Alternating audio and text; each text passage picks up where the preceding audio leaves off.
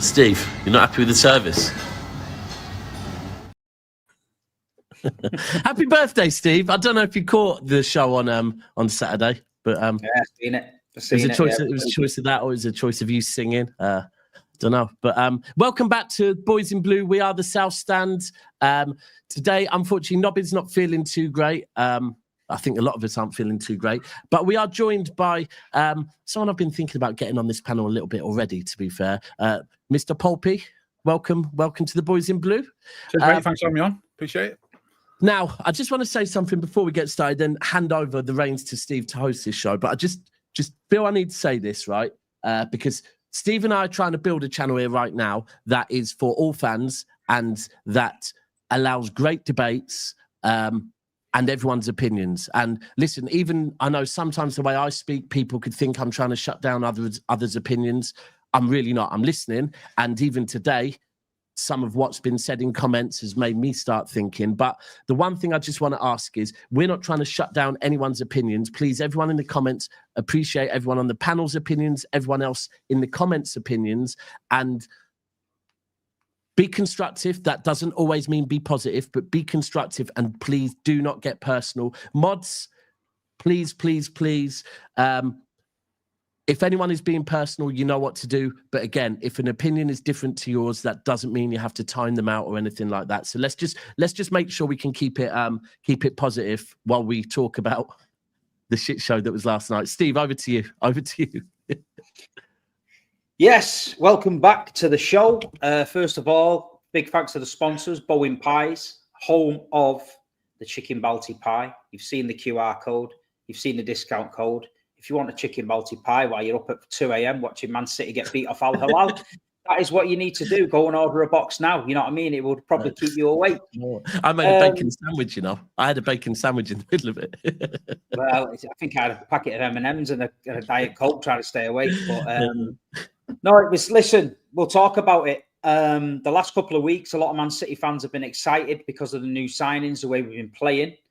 And last night, the result didn't go our way. There was some positives in it. I mean, I do like to think we are setting up a little bit different. We do look dangerous going forward. But what last night shown was that we are still vulnerable to them long balls over the top. The fullbacks are too high up the pitch. You're leaving two centre-backs that haven't got that much pace against fast strikers. I know this isn't going to happen every week, but it sent the fan base into meltdown. This morning, I've had Ederson out. Akanji needs to be sold. Ruben Diaz is shit. I've heard it all. But we just need to relax, take a deep breath. We're here to talk about it. It's like therapy tonight. You know what I mean?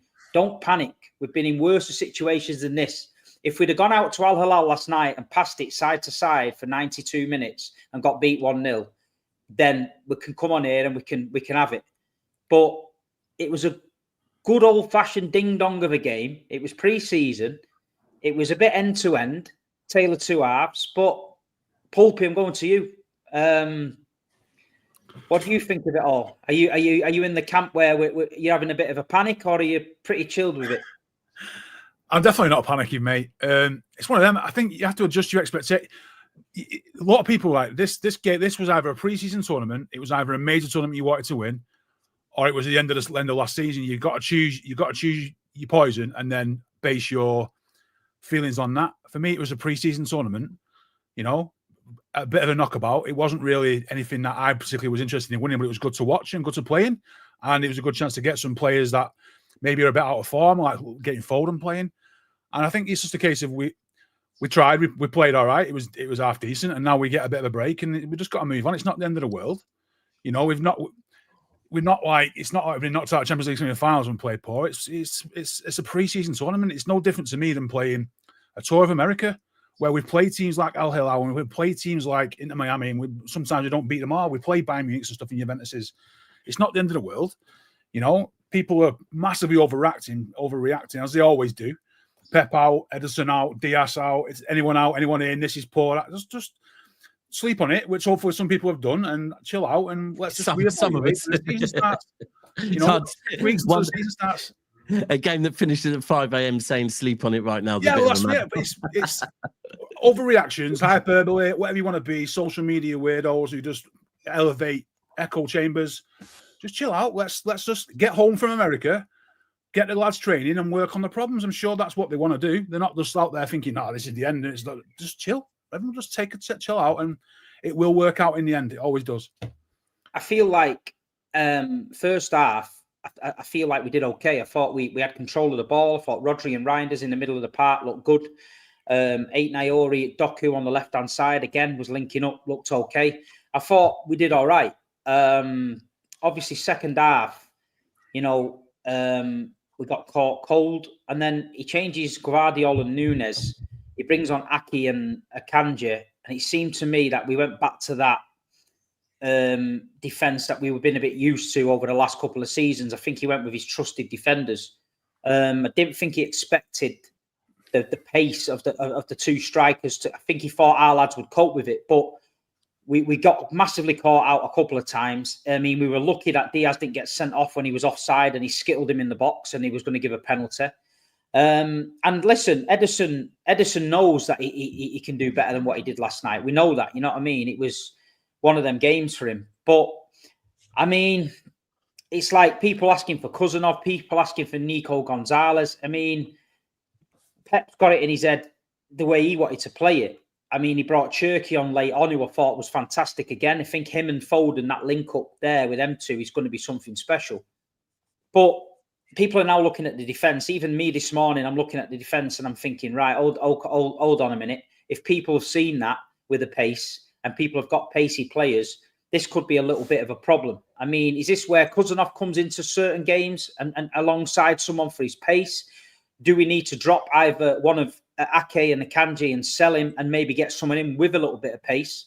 Martin, I don't know what your thoughts are on that. Yeah, potentially. It was a shame we didn't see more of Kushinoff and Victor Hayes more than what we did. But, I'm sorry to be an echo chamber, but I totally agree with Pulpy. It was a pre-season. I said that from the off. I'll get slated for it, be all and end all. But this is why I didn't glaze over the Juventus result, and I wasn't having a street party because we beat them 5-2. Said that to you, Daps, didn't I? I wasn't going to melt down if we lost. And I don't agree with this. It's last season because I don't. Do you know what that reminded me of? Monaco 9 years ago. Is that a good thing? But is that a good thing? It's the way we've always played. We've always played. This is my thing. Do we want rock and roll football, or do you want the balanced, controlled, sideways football? I think the answer is probably somewhere in the middle. The answer is somewhere in the middle. We've always played this high line. And yes, Diaz was poor. I agree. But do you know who else was poor? But sadly, we won't say it because it's not the right thing to say. Josko Gabadio was poor last night. Ait Nouri was poor last night. Tijani Reijnders was poor last night. Up his ass, Ait Nouri's ass. Tijani Reijnders looked like a deer in headlights last night. But I think he's going to be the best signing of the summer. But he looked like a deer in headlights. But what we're going to do is go back to the tried and trusted, let's kill all the other players. And I get it because, and I get it just for me we created 30-odd chances. You don't do that if you're playing crap. But even what you're listing there, elephant in the room, and it's not an elephant in the room because I think probably about 100 people in the comments have said it already. Obviously, I've done 3 shows today. I've listened to comments, I've listened to LB, I've listened to Pulpy, and I've had my thoughts myself. And I had my thoughts when I woke up this morning. And the one thought that I go back to, and it's someone I've been defending all season. In fact, 2 people I've been defending all season. And I will continue to defend them, by the way, is Pep and Diaz. And when I'm saying that, I'm not all of a sudden going to start saying Diaz is a bad defender. What I am going to say is, Steve, you just touched on it, that last season people had figured us out, the counters, the transitions, right? For whatever reason, we're losing the ball a little bit more in that final third and teams are transitioning on us, right? And in the past, probably because of how we pressed and how little we lost the ball, we didn't see it as much. We're now seeing it more. And on counters, Diaz is being exposed so much. I think the other probably relevant thing is there's no Walker to save Diaz no more, right? And it's all on Diaz. Diaz is drowning at the moment. And like I said, is that on Diaz or is that on Pep playing a system that ultimately doesn't protect Diaz? Because I used the example early with Trent, that Trent is an amazing player going forward, but you have to have a system that protects Trent going forward. And at the moment, if we're wanting Ait Nouri to bomb forward and to invert, and by the looks of the fan base, they all want a right back to do exactly the damn same thing, right? If we really want that, then we have to have a defence that we can rely on. And at the moment, the pace of Vardy and Diaz, that is where we lost it yesterday. 3 shots, 3 goals, all from transitions. Look at the pass from João Cancelo.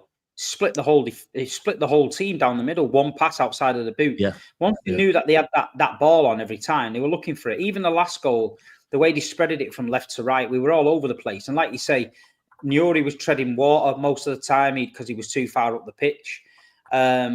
You've got Savinho on one side, who, for me, he scored a great goal against Juventus. That's great. But last night, he lacked a lot of end product again. It's the same old thing from last season. He gets in a good position. It's not quite coming off for him. I feel like Jeremy Doku has improved a little bit. I think that he's thriving with Nouri on that side, and the Reijnders, that little triangle of players that they had last night, were linking up well. I feel like Doku was letting it go a little bit earlier, which he usually keeps onto it too long. But I think Savinho looked a little bit lost. Yeah, I and agree. then when you see Cherki come on, and basically he just wants the ball. He even popped up in a number 6 position, winning the ball back, Cherki, at one point. Spot on with that. He's definitely, I think he's definitely got an eye on a starting spot, probably on that right-hand side. But, I mean, it was a good game of football. It was end-to-end, and it was a bit mad. But I think the atmosphere around the camp, what we've seen, it looks like it's totally different to what we've seen last season. You know, it was well known last season. There were things coming out of the club, people saying it was like a morgue in there. The day-to-day training was very, very, you know, it wasn't really like when we've seen in the treble teams and everyone was enjoying himself. It was a bit flat. I do believe that Pep Linders and Colo and the change around has freshened it up a little bit. But the problem is now, well, we can look at it 2 ways. We can either see this as a little bit of a blessing and think we've got an extra few weeks rest, but then it's everyone else going into pre-season training now in the Premier League to get up to speed, and we're slowing down again to then build back up again. And maybe a little bit flatter now after we've had a great couple of weeks. But I mean, I think Bernardo's come out and said that everyone's still happy and buzzing and whatever. But that's the thing that worries me as well. Like, will have been knocked out in the last 16. Will that have maybe? I think we've got to get. I do think we'll do all the games. You know, I said this to you earlier privately, Dabs. I think I would like us to stay a bit local, play a Berry, play an Oldham, play to get minutes in leg. I don't want to see us, you know, at worst, maybe go and have a game in Europe somewhere. I don't want to. The thing is, some of these players are going to go. They are. They were not going to go during the tournament. They're going to go now. We will now sort out deals. So players will go. And that's when the other people will need to be stepped up. But I think what got me is the players that got blamed last night didn't actually play bad. Bernardo Silva was not the worst midfielder in that team last night. Gundogan did all right when he was on. It's just people, you said it earlier, Pulpy, that was spot on. I think people have just got fatigue over these players now and they don't want to see him again. Gundogan could have scored. Bernardo especially, Bernardo fatigue is real. Gundogan played against, was it Align, and got man of the match. And you didn't hear a dicky bird. Because it doesn't suit, because I think people just want to see new things now. And I think that's where it's at. And sadly, it is what it is. But Rome wasn't built in a day. We played 3 games. Again, for me, just because Ait Nouri was poor last night, don't mean he's going to be a poor player overall. You know, my worry is Ederson right now. I need to know where that guy's head is at. Is he staying? So I'm saying he's staying, but is he going to sign the contract? If he is, it needs to be sorted out. Martin, have you got any? So for me, I can take a loss to anyone in a tournament, right? And by the way, I'm not one of these people that's mocking them, calling Camel FC or anything like that. I watched them against Real Madrid, and I think they're a good team, right? I think they're genuinely a good team. We also saw an amazing performance from Bono. We saw an amazing performance from Koulibaly.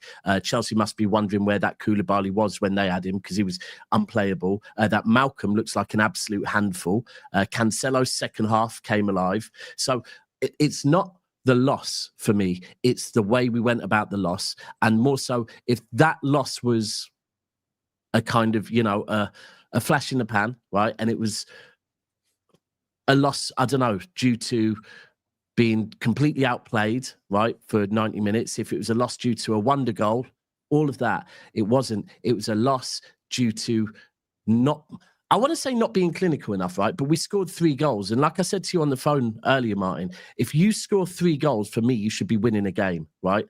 We lost the game because the other team scored 3 goals in transition, right? In one half, I believe, or maybe 2 in one half, 1 in extra time, whatever. But all in transitions. And it was the fact that it was so similar to what we saw last season that it worries me, right? I disagree with that. I don't think it was similar to last season. You don't? No, I don't think we played that quick last season. Because Steve said, but that's going forward. I mean the goals the coming transition. from transition. No, again, I don't think it's last season. I think that's the way we've always been. We've always been caught on transition. Yes, for but 10 years. We have, but it hasn't led to what it led to last season, right? It hasn't led to that because I told you we got beat by Monaco in the exact same fashion. Well, fair enough. The exact same fashion was Monaco. That's what I'm saying. Because I went back and I thought I need to see whether I've looked at this right.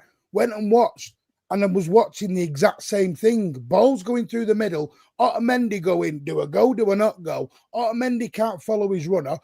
I had Caballero rolling the ball out to nobody. I think it was Falcao. This is what I'm saying. We've forgotten what has happened in the past.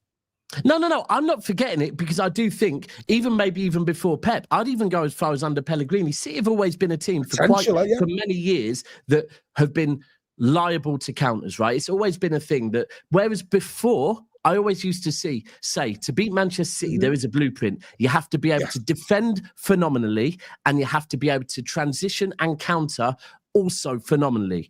Whereas for me, this last season, it turned to, you don't have to be as good defending, and you don't have to be as good on transitions. And that's why we went to a team that kind of had the form we had last season. And that's where I got PTSD, because I'm looking at the game last night and thinking, all right, I've loved, and I've been doing shows about how I love the team spirit, and Pep spoke about the happiness and how the team seemed to be getting that bounce back. But what I want to know is, are we also addressing the tactical issues of us being liable to transitions and counters? I think we'll always be liable to that, mate. It's just the way we are. That's right, I am. Yeah, I think we've always been looking. Everyone's looking back at the past here. Ivan Toney scored 2. We've had Palace do against us. Traore. Yeah, we've always been susceptible to that straight on the middle and catch us on a cold foot on it. I think we always will be, unless we've got Kusanov and Van der Ven, who are 2 of the fastest defenders in the world. You're always going to be liable to that. But that also is why we're so good at being able to press teams on the edge of their area. I would rather us be able to press teams 9 times out of 10 and only concede 1 counter attack. That maybe leads to a goal. Yeah, of course. Be a bit scrappy, different, and try. If we as a club decide, actually, right, we're sick of the transitions against us, we sit back and we change our style of play. That's not who we are. That's not as a club. And nobody would like that, would they? Nobody would sit and enjoy that. Like, what we're doing right now. It's like, we've got to accept that. It's football. Are we watching football for the results and the entertainment? And this is when I get confused. This is proper Postecoglou vibes, though. Yeah, it's like, are we in the middle there? This is what I'm... Because we won the treble, and everyone went, we won the treble, but we played controlled, sideways football to get it done. All right. Now everyone went, they've had enough of that. They want to go back to the Sane Sterling days. But we were conceding shitloads then. Martin, there is one key thing here, because you are right, ultimately, right? And like I think when I first said it, I touched on the fact that maybe it's because and someone else has just said it in the comments, maybe initially the first thing was that we're losing the ball that little bit more higher up the pitch, right? And we've got an age in midfield that aren't pressing and winning the ball back as quickly, right? But the other thing is that the key thing you can say, the difference between the 4-peat, the treble, and last season is Kyle Walker and his pace missing. And by the way, based on that, would you be in agreement that we need some pace in defence? Oh, yeah. But what if you're going to play this line, we need a pacey person. Now, I think, you know what we need? And this would be the brilliant thing, is you need to get a hybrid of Kushinoff and Diaz together and make... Now, that's the problem. Those players don't grow on trees where you get the pace of Kushinoff and the tackling ability of a Diaz and try and combine them into one. You're talking 120 mil to get that done. The unicorn of a player, that. Yeah, you're talking one of the world's best centre-backs then. And this is the problem. All of our centre-backs have different attributes, and it's finding the right combination. And the one thing that is a little bit sad at the minute is we haven't seen any different combinations. I've not seen a Kushinoff and a Hayes. I've not seen a Kushinoff and a Gvardiol. I've not... And that's the problem.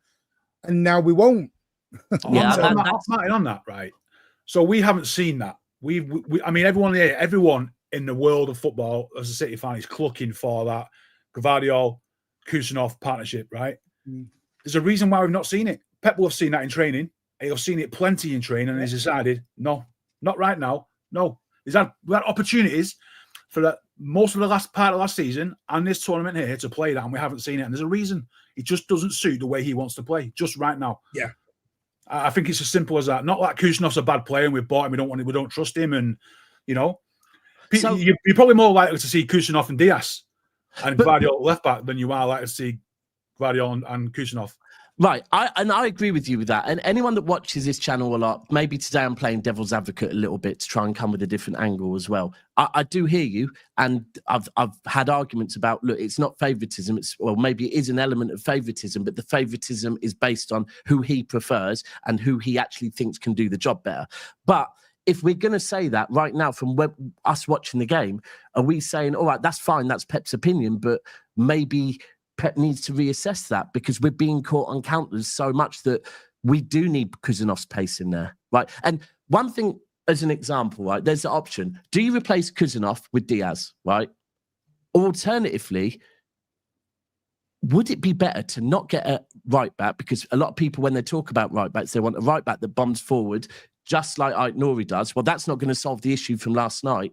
Do we give Kusanov a chance as a right back, and when Ait Nouri is going further forward and when Gvardiol's maybe going a little bit further forward, Kusanov comes in and plays alongside Diaz. And on the right, we hold the width with someone else further up the pitch on the right. Maybe that's the solution. You know, the one thing is to me is we do, and we probably do need seller Stones. We do need to probably sell one or two others. You are going with a very experimental backline then. Because you're looking at defenders who've never really touched grass a lot in the Premier League. But that's on Pep for not giving them a chance. No, but what I mean is that I think either way is a gamble now. I think whichever way we go is a gamble. Because if you go with Hayes, I'd rather it go last night the way it did pre-season, so we see these faults now. Then we get to Wolves' first game of the season and get roasted on the counter attack, and everyone has a meltdown. That's the game that matters to me, Steve. Wolves. Yeah, of course. And people saying it's pre-season and you should be experimenting. Well, it's not really. It is pre-season, but it's not. It's a tournament where there's a lot of money on the line. It's not like we're playing the Kaiser Chiefs in South Africa and then the Orlando Pirates, and we can change 11 players at half time and mess around and see what we're doing. He's trying to get some sort of rhythm in the team. He's changing it a little bit. I'm just saying people just need not to panic. Pep will know what needs to be done. You ain't going to come up against the teams that set up like that every single week in the Premier League. For 90% of the Premier League season, our back four will be good enough to cope with it. And the way our attacking has been at this is a different level to what it was last season. And I'm confident we're going to be there or thereabouts. You are going to get the odd game, even when we won the treble, even when we won the 4 in a row. We got the odd game where we got caught out, like what Pulpy said, and we had a stinker, and we had to just take it on the chin and go, you know what? They got the tactic right today. We got a little bit too complacent, and we got beat. But then it's how we bounce back and how we move and what options we've got. I'm sure Kusanov will come in at some point and do a job. I don't think he's ready. The noises I'm hearing coming out of the club is they think the same. There's a reason why he's not playing. It's because they're looking after him. He's an unpolished diamond, and they don't want to ruin him. If we throw a Cousinov in early doors last night, say he does a mad tackle, snaps someone in half, gets sent off, we lose. Everyone's on his case. So Pep knows what he's doing. That's the worry, Steve. You made the same. That's the worry at the minute. He's a young lad, and they calming down the fan base for gassing him up like he was fucking Bobby Moore. And he was like, Maldini. Yeah, just relax. He's 20-year-old. He can't speak a word of English. He's come in. He's aggressive. He's angry. He's rapid. We love him, and we just got to. We're impatient because we're City fans. We want to see him. We want to see him flying into tackles and that. That's what we want to do. But Pep's with him day in, day out.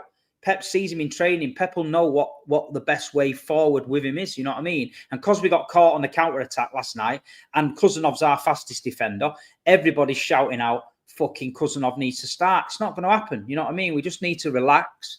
But there was some positives in the game. Well, there was some positives in the tournament. Steve, before we move on to them, just do a couple of the super chats. Is that right? Because cheers. Firstly, Martin, you ready for this one? Yeah, go on. Is it my old mucker? There he is. There he is. Do you see why we now need Pedri and Rodrigo?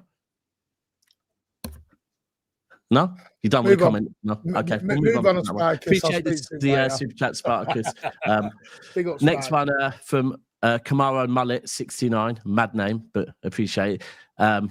Jesus Christ, stop the copium. We should be panicking. Our manager continues to pick players while better players are sitting on the bench. That's in our eyes, I guess. I've said this before. I guess if we haven't seen much of them, we don't know. We don't know how good they are. But I do hear it. I think that's my frustration is pre-season. I wanted to at least get one chance of seeing Cousinov and Vardy so I could understand if it works or not. Same with Gonzalez a bit, but appreciate the super chat. Anything else any of you three want to add to that? I mentioned this morning, I think that in terms of like players like Nico, I've said this a few times actually, he is basically playing for the wrong manager when it comes to Pep basically has done all you need to do as a footballer. In that position, he's a perfectionist. He knows what he wants. And as you've seen over the years, he only plays the players in that position that he can trust 100% to do his game plan. And I just don't think Nico is there right now. Yes, he's played a lot at the start because it was out of necessity. Now we have the options. It's why you're seeing players that he trusts above him, like Bernardo and Gundogan are playing above him, just purely because the trust is more in those players, and that is it. Pep is a perfectionist. We know that. Can I just bring up, because people are on about, and I get what they're saying about these shots and everything else, and sideways passing, etc. Yeah. But do you know, outside of the box last night, we had 10 chances outside the box.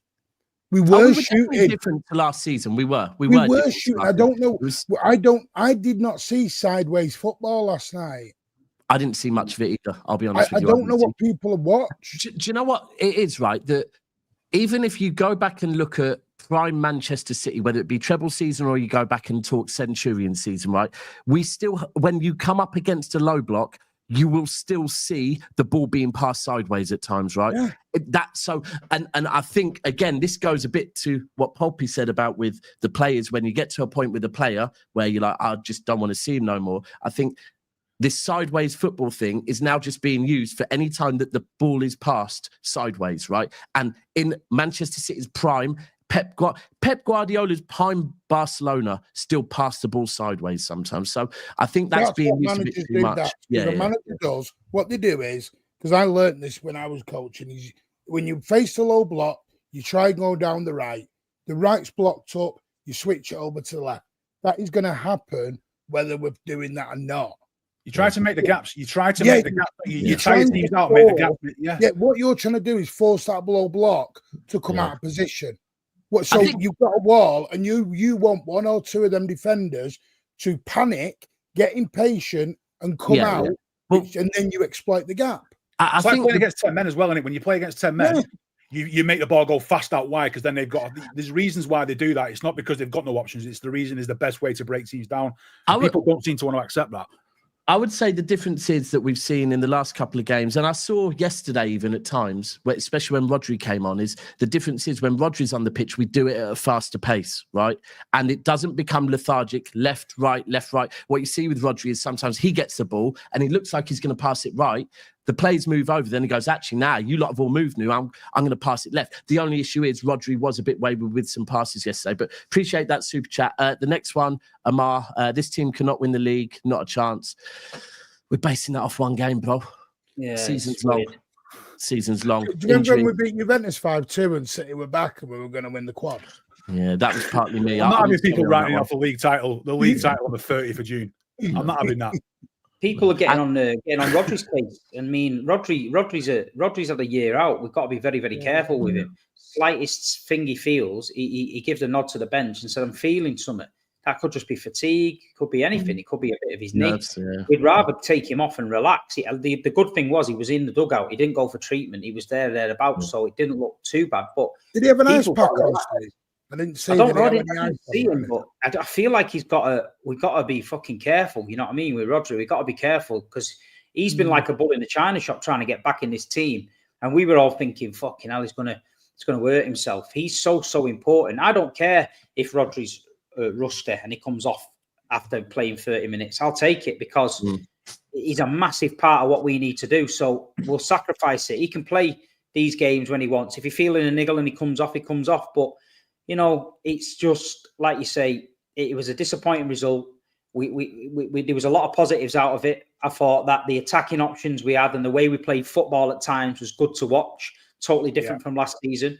I thought Cherki coming off the bench is so much potential. The guy, he's always on the front foot. He's always looking for that killer pass. He's always looking to go forward, which is massive. And I feel like, you know, we've just got to focus on now getting the lads ready for the season and let them go away, have a break, come back, clear the deadwood out. There's a lot of players going to be hanging around Carrington like a bad smell. We need to move them on and we need to get a settled squad in and get ready for Wolves. That's my thoughts. So I just want to welcome the good man's side here to join the panel.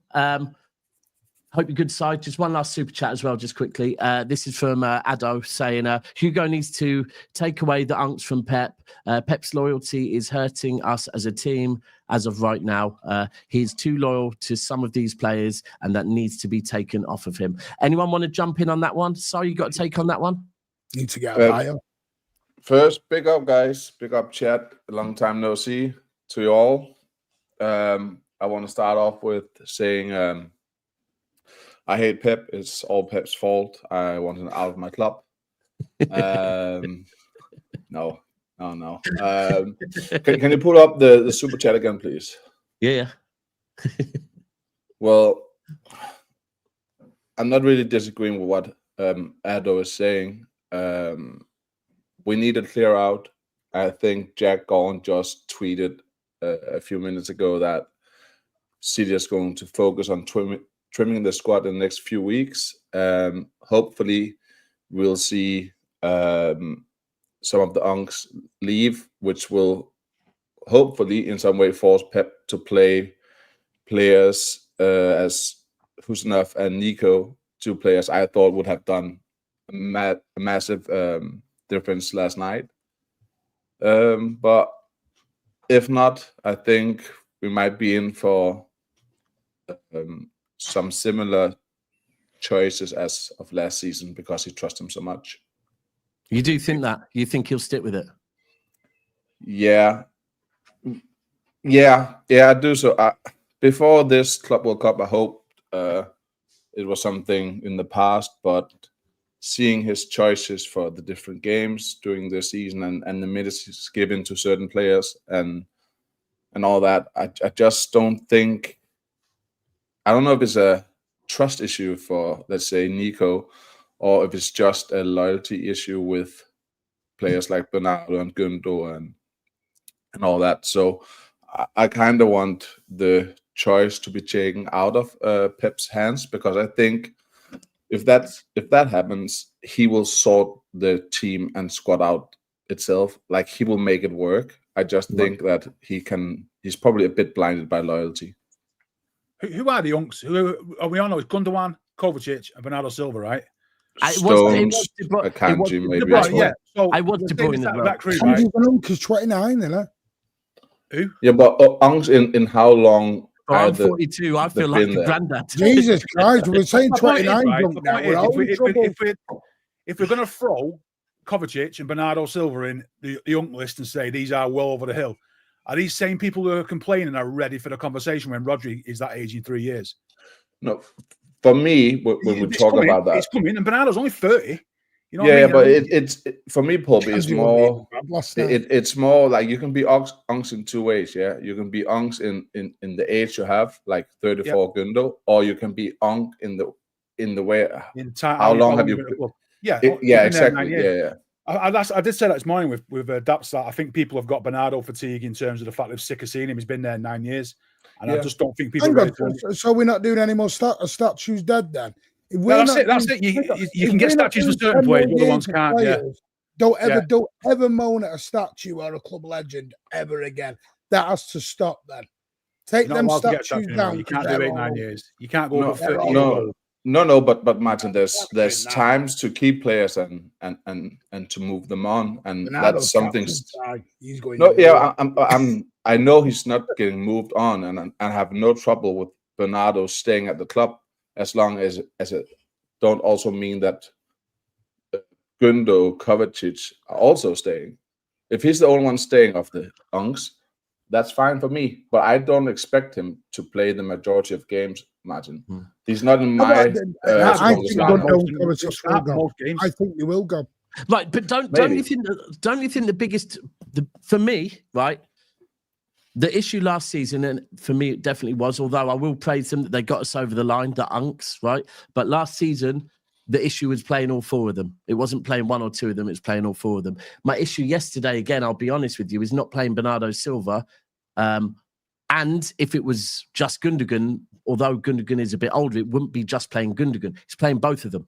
That's my thing, is playing both of them when we have got other players that maybe, and even more so, I think, right, when Rodri gets fully fit, if we see Rodri in both of them, that becomes a huge issue. Because then, where's the place for Reijnders? And you won't agree with what I think then, Naps, because I think Bernardo and Gundogan were better than Rodri and Reijnders last night. I agree with you on that, though. But Rodri's coming back from an injury, and I do agree. No, that's what I mean. I'm not slighting. I'm just saying I think people are blaming the wrong players last night. See, I'm looking at it as the game, not as a whole here. We've got an issue with Nico Gonzalez because we've signed a player in January. He came in, he did okay. And then now Rodri and Reijnders have come in. Okay, you can accept they're going to come in. They're better players in my opinion than him. But then when they go off, we're bringing on Gundogan. We're bringing on other players rather than him. Now, if you're trying to get a player up to speed or get him on the same wavelength as Reijnders and Rodri, if Rodri comes off for me, bring Nico on to play with Reijnders. If Reijnders goes off, bring Nico on to play with Rodri. We know what Gundogan's about. You know what I mean? We know what he's around. This is the problem. And then people are now going to panic and say, has he dropped a bollock? Mateus Nunes was signed as a midfielder. He's been pigeonholed into a right back because he says he's not clever enough for midfield. Well, who signed him? Who scouted him? Who looked at his intelligence on the football pitch and said he was clever enough for the midfield? Calvin Phillips was bought with big name, as a reputation to come in and give Rodri a breather. We couldn't trust him. We couldn't trust Calvin Phillips to come anywhere near to give Rodri a breather. That's why Rodri got flogged for 3 years. Now we've brought Nico in. Stink to the same thing. It's either he's not good enough to do what he brought him in to do, or he doesn't trust him to play in that system. So, we need to know, we need to know, someone needs to come out. Even Nico needs to come out and say something, I've got to improve. Or, we've seen it with Rodri in his first season. He was nowhere near up to the level of Fernandinho. People said, who's this Rodri geezer? What's he all about? We give him a year, then he kicked into gear. I think Nico's another one that's got to have time, but the fans are like, they're quick to blame Gundogan if he comes off the bench. They're going to be calling for Nico Gonzalez. So it's a bit of a mad one. For me, if I've signed a player for 50 million, I've got to get him in the team sooner rather than later. Oh, he's got to become useful for me. He's got to become 70 minutes. Reijnders, he's blowing, or Rodri's blowing. Nico, you go in and tick the game out and see us out. You know what I mean? Yeah, I think that's the thing with, like, I've said this countless times today. If I see a midfield of Rodri, Bernardo, Reijnders, I'm okay with that. If I see a midfield of Rodri, Reijnders, Cherki, I'm okay with that. It's the minute you put two of them in there. I think that is the thing. The other thing, the more I think about this throughout the day, right, is, and I'm going to move on to the final third a little bit, is there's things we saw last season that, and this is where I start getting, do you know what, maybe what people say about Pep being too loyal at times, it's a valid point. Now, I have a difference of opinions on why he's being loyal. I think he's being loyal because he believes they're better players, and what he sees on the training pitch is making him think they're better for his system. Other people will say, no, it's just blind loyalty. But like the front three yesterday, that frustrated me a bit, because although deep down I want to see Haaland, Cherki, Foden, I think that's the best front three for me. I'm also quite happy to see Haaland, Marmoush, Foden, or Haaland, Marmoush, Cherki, or the one that, believe it or not, Marmoush, Savio and Doku works. The one that doesn't work, that we saw last season repeatedly, was Haaland, Doku and Savio. And that, again, I don't get the blind faith in that yesterday, because it hasn't worked. We all know, Steve, you and I know Doku and Haaland it's just destined to fail. It doesn't work. And why he keeps going with that as well. And more so, why it took so long to bring Cherki and Foden on. Like, what was it, 100th minute? You look at Foden. We talked about it on this show last season about Foden missing certain players, and people said, oh, he's finished and this, that and the other. It's like when you was in the school team and you was in midfield and they brought your mate in who was class and he's on your wavelength. And next minute, you both of you are balling out. That's what has happened with Foden. That Cherki and him in the warm-ups are fucking about together. And then as soon as they're starting together, that pass last night, you see Foden's run. He spotted him early door. He put it on a sixpence. Them two are linking up. Foden's finally getting the ball in the positions we've been saying he needs to get the ball.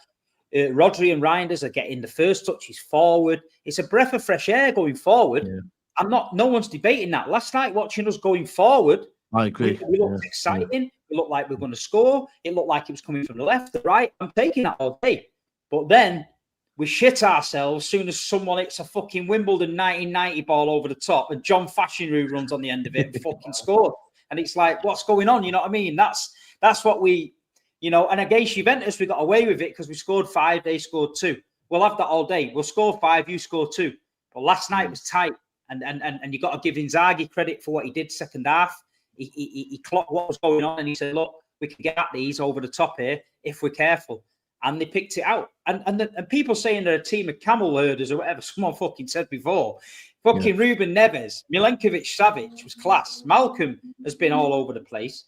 Do you know what I mean? They're a good little side. And to be honest, they put it on us. They put it on us and they nicked it. So you got to give them credit. Do you think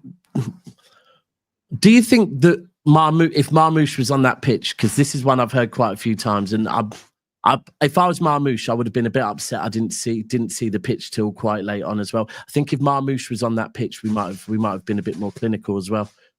I think so. Who played gaps? This is the thing, because we talk about Marmoush, Foden, Cherki should have all been on that pitch. So 3 have to go out. Yeah, but I mean, look, first and foremost, let me say the most important thing, that hindsight is a beautiful thing. So anything I say now, right, I can't take back that, you know, I've been singing Savio's praises this tournament. I've been singing Doku's praises this tournament. So I get it, yeah. I'm not saying I'm right, but no, that's what I'm saying. For me, if you want to know if you want to know my best 11 going forward, forget the defense for a minute, because I think that I don't even know the answer on that at the moment. But going forward, it is Rodri, if he's fit. Right now, he's not fit. So me personally, I would have played Gonzalez, right?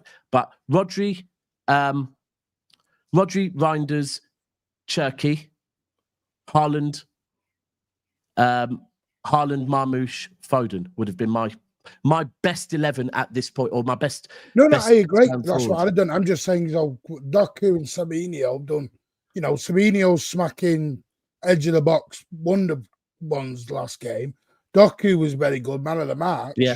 And this is the problem. People then go, you can't drop them. But the whole thing is, you've got them stuck on the bench. But if you look at Doku and Savio, right, I mean, I've had people say to me at the moment they think City going forward have two lineups, right? The best front three is either Haaland, Marmoush, Foden, or Cherki, right? And then, or it's Marmoush, Savio, and Doku, right? And I tend to agree with it because we've seen for a whole season this Haaland, Doku, Savio thing isn't working. And that is my issue, that I'm not knocking Doku and Savio so much. If it was Marmoush through the middle, and I still think Haaland should be our striker, by the way, but I just don't think after a season of seeing Haaland, Doku, and Savio not be great, why we've reverted back to it yesterday was a bit bizarre. Yeah. I did my lineup before the game, and I wanted to see what I think is our strongest lineup with the formation Pep is choosing to play this season, where you have Nunes and Ait Nouri as backs holding the width, and then you play, as Dab said, Haaland, Marmoush, Foden, Cherki. I wanted that also because of the minutes distributed to the players before the game last night. And I think he made a mistake by not letting Nunes overlap and instead going to midfield. He asked him to do a role where he's said that he's not clever enough to play. That's an odd decision for me. I chose centre-back pairing of Ake and Husanov, and I did that because of the pace that Al Hilal have in their front three, and I knew that they would pack themselves and then try hit us on the counter. I don't understand playing Diaz in this tournament. For me, this tournament was a chance for Pep to try out different stuff to prepare for the coming season. And we know what Diaz is about, and we know his weaknesses. And I just think Pep dropped the ball a bit last night. And he said in the interview afterwards that he's sad that players didn't get the minutes they deserved, but he chose not to give them the minutes. He had ample opportunities to play Nico and Husanov, but he chose not to. He chose to play Gundogan, who I think is leaving for Cherki, is 34. Made no sense for me, and I think it backfired. And hopefully Pep and Viana looks at that game and how the tournament went, and are gonna make some tough decisions. Just one question on Kuznetsov, right? If Kuznetsov was to have started yesterday, whether it be, again, I'm going to say whether it be in place of Nunes, because ultimately I think Nunes inverting, Nunes overlapping, we've seen it in this tournament, Nunes overlapping, he offers something going forward. Nunes inverting, not so much. So if instead of having Nunes at right back yesterday, and this is, you know what, this is giving Diaz a touch here and saying we don't drop Diaz still because we see what Diaz is about as an out-and-out defender. What if we were to have played Kuznetsov at right back yesterday with the fact that Nunes didn't really offer that much in midfield? Do we think that Kuznetsov playing at right back yesterday, we would have snubbed out a couple of those counters? Maybe if he would have played the back three, but he hasn't really been. Well, and this is it. There's a where is it? This super chat from JS. Only solution I see to letting the fullbacks push on while making Diaz's job easier is to put him in a back three. But in a two, it gets tricky. It does get tricky, but I don't know. And this is me going, I'm still weary, however much I do want to see Kuznetsov being given a chance. I am weary of why we haven't seen it yet. And it could be because Pep already knows that Kuznetsov and Vardy are going to have communication issues. So it could genuinely be something like that. But I don't know. I just think at the moment, we look at, and Martin, you're right, and Poppy, you're right, that we've had this transitional error issue for years, but we've countered it with pace. And ultimately, at the moment, it looks like the key here is not getting a right back that bombs forward, it's getting a defender with pace, right? That can cover Diaz ultimately. And however we do that, we have to do it. You man a fullback or a defender, because that's the thing. Or do we not? We play Kuznetsov. So that's what I'm saying. That's the thing. If you want to play a back three, that's fine. Then is Ait Nouri a winger then? He'd be a wing back ultimately. He'd be a wing back. But what's the starting off position? Is the starting off position when we defend a back four? Yeah, I mean, the starting position, when you see starting positions, it's always difficult because that's literally how it's drawn on a formation maker, because every single stage of football, it changes. But I guess if you want to say how it would start, it would be Ait Nouri, Vardiol, Diaz and Kuzanov. And then Ait Nouri is given the freedom to hug that left-hand side. Has anyone seen Kuzanov play right back, though? That's what I was about to say, Martin, right? So But I'm not saying right back. I'm saying right centre back. I know, but if as Steve has said, and we will probably all think it's true, that he's being nurtured, he's being taught how to play the position, and he's getting used to the way things go. Why would you then, if you can't play him in his position at centre back, then put him out on the right side and let him deal with something completely different? Have to learn that as well. It's not going to be a benefit. Yes, he's got raw pace. We see that, and he loves to tackle. That isn't all you need to do to play right back. So we get to see this fast play in our team, and it solves that one issue that potentially might happen, but also probably not best for him. So, agreed, but I mean, we've done it with Zinchenko, Delph, we've done it with Cancelo. Well, I think they're a different kind of player. They're a different kind of player. They are more adaptable as midfielders, whereas I think Kuznanov's just a raw centre back. I don't think putting him out at right back at this young age and experience is probably not a good idea. It's like putting Otamendi at right back. His legs going to be coming out and everything. I do hear it, right, but I'm not ultimately saying playing him at right back. That the only reason it ended up at right back is because somebody said to me, "How does it look on paper?" So I had to say it that way. But what I'm saying is that ultimately, Ait Nouri is allowed to have the freedom of the left, right? We all know Vardiol drifts into the midfield a little bit, so that's fine. At which point Diaz shifts to the left a bit, and then Kuzanov comes and plays as ultimately a right centre-back next to him. And on the right-hand side, which I don't know the answer to this, but on the right-hand side, you then need maybe someone like Bernardo Silva or somebody that is playing almost as a right wing-back. I think the sort of difference of having two centre-backs is left and a right. If you're having three, even that's a sort of difference that is probably too much to play a back three. Just let the kid, for me, just let the kid stay as a right-sided centre-back, not have to worry about too much. And it's not like we haven't got a right-footed player who can play at right back. We've got enough options there to play. Not ideal, but we're kind of like trying to. It's not even a square peg. We're trying to fit a round peg in a round hole, but like a fat one. A fat right peg in a smaller right hole. Hey, we've not even got Rico Lewis yet, and apparently he's getting a new contract. Well, apparently, by the way, everyone's getting a new damn contract at this point. But by the way, we've not even got Oscar Bobbin yet. Does everybody think that we need a right back? Do you think that we can't go through the season with the options we've got? We need an out-and-out right back. I mean, we talk about Livramento, the right 70 million. If it's the right one, a big hitter, yeah. If we're just buying a bit part right back just to take over, then no. Yeah. I actually like the Crystal Palace fullback, that Munoz.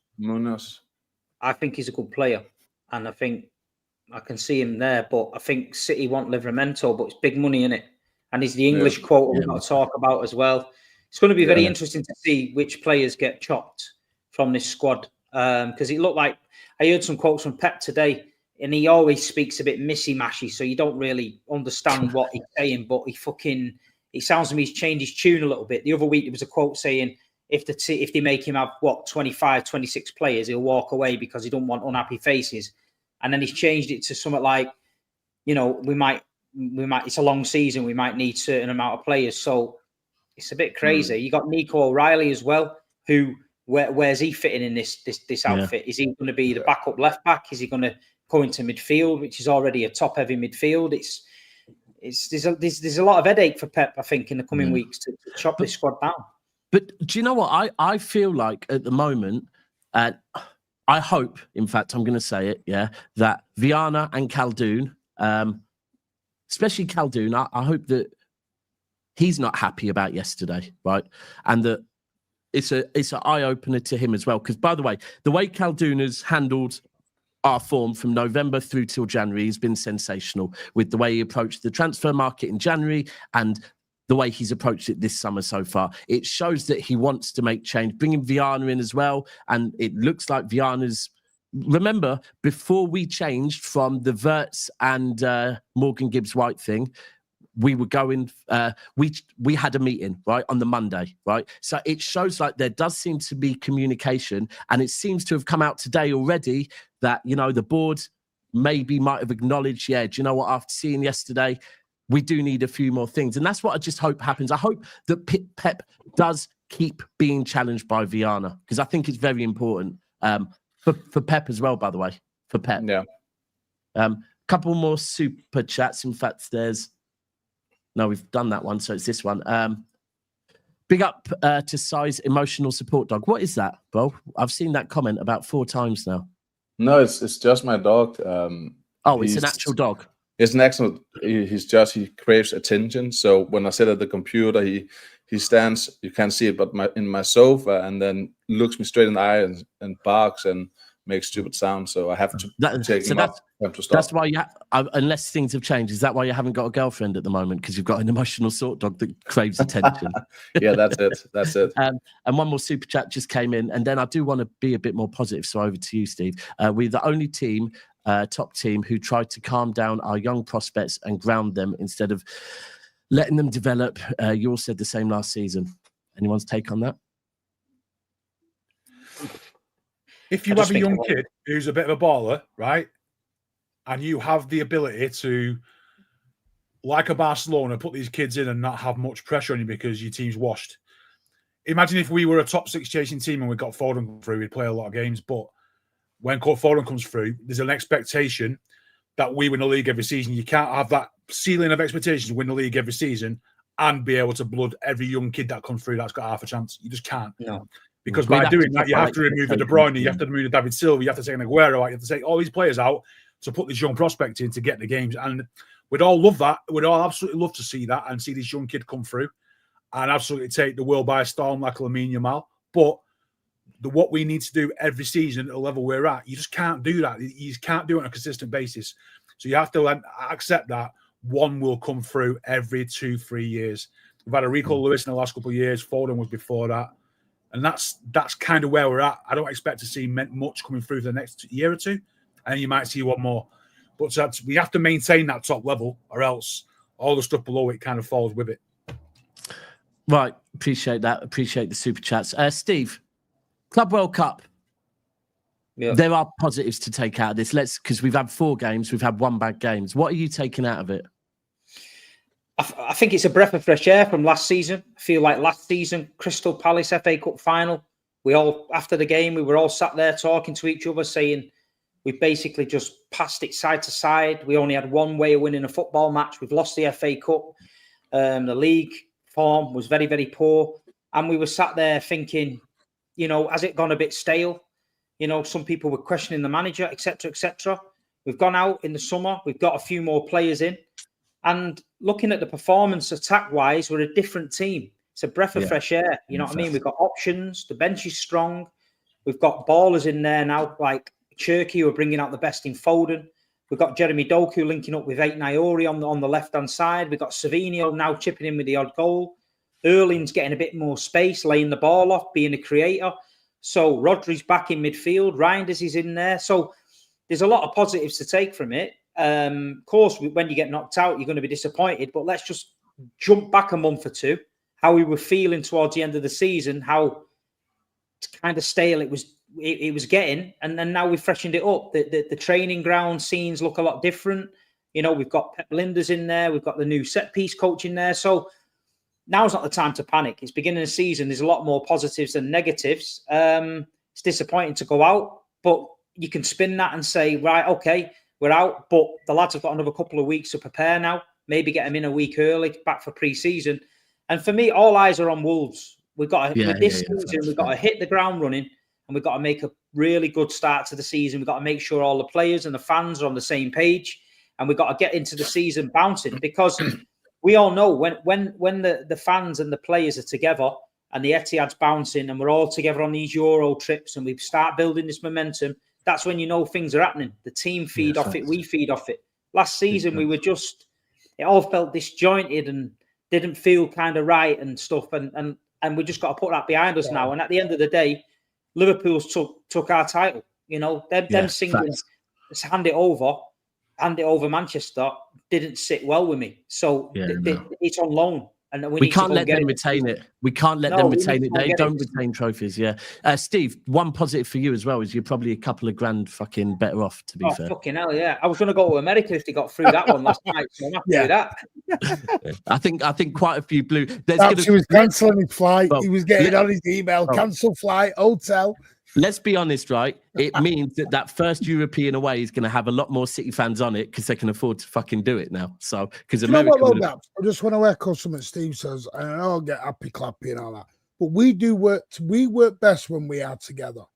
This split camp and splintering off and everything else doesn't work. The one thing I've got to say, and I know people are like, but when Manchester City have sections of adversity or badness, like we did for the 115, we all came together. Yeah. And you know, the Etihad changed after that 115, and it was rocking 100%. Week in, week out.